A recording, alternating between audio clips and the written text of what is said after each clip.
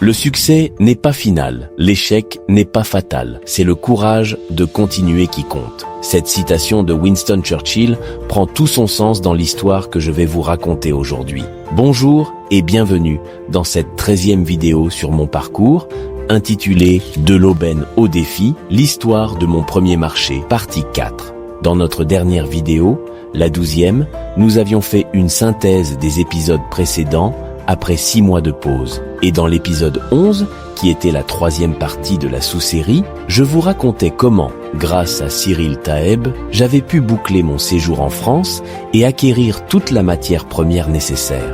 Me voilà donc de retour au Cameroun, face à un nouveau chapitre, l'exécution du marché. Et croyez-moi, les défis ne faisaient que commencer.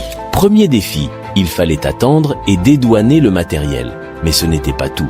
Nous devions aussi nous réorganiser. À l'époque, nous avions déjà 3 services bien établis, la maintenance électronique, la micro-édition et la formation. Ces services occupaient quasiment tout l'espace disponible dans notre bâtiment.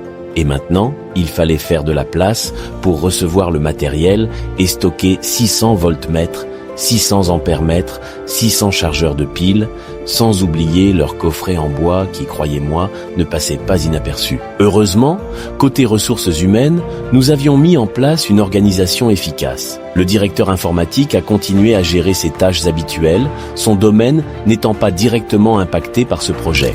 Le directeur technique, notre 2e ingénieur, a assuré la coordination de ses activités techniques tout en conduisant ce nouveau projet. En tant que directeur général, je me suis concentré sur les défis administratifs et logistiques, tout en participant activement à la réalisation des appareils. Nos apprenants ont joué un rôle crucial dans ce projet. Nous avons mis en place une véritable chaîne de production où ils participaient à la soudure des composants sur les cartes que nous avions imprimées, aux tests de fonctionnement et à l'assemblage final. C'était une expérience formatrice unique pour eux, leur permettant de mettre en pratique leurs connaissances tout en contribuant à un projet d'envergure. Pour l'espace, la solution est venue avec le déménagement. Le hasard fait parfois bien les choses. Nous avons trouvé 2 appartements très spacieux à Billé-Massy, nouvellement construits, sur le même palier, pour seulement 35 000 francs par mois chacun. Ce déménagement a libéré les 2 chambres que le directeur informatique et moi occupions dans l'entreprise, qui ont été transformées en laboratoire de production électronique.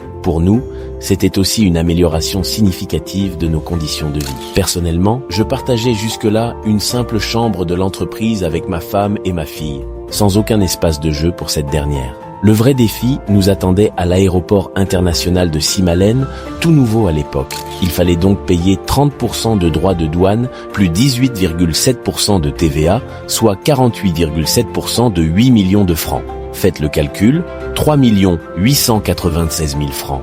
Une somme que nous n'avions prévue nulle part et qui menaçait sérieusement nos marges.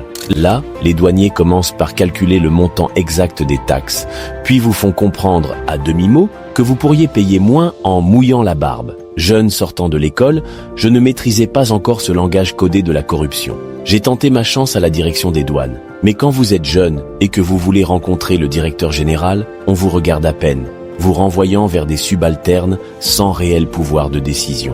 Au ministère des Finances, même scénario. Pour obtenir ce service, on vous suggère encore de mouiller la barbe. Finalement, après un mois de démarches administratives, nous avons obtenu l'exonération tant espérée. Mais le temps perdu avait un coût. Avec le prêt de 8 millions à 10% d'intérêt par mois, chaque jour qui passait creusait nos marges. Cette expérience nous montre que dans l'entrepreneuriat, ce n'est pas tant la préparation initiale qui compte, mais notre capacité à nous adapter et à surmonter les obstacles imprévus, qu'ils soient administratifs ou logistiques. Dans la prochaine vidéo, je vous raconterai comment nous avons géré la production et les défis financiers qui nous attendaient. Si vous avez aimé cette vidéo, n'oubliez pas de liker et de vous abonner. Et dites-moi en commentaire, face à ces défis administratifs et à la corruption, comment auriez-vous réagi à ma place ?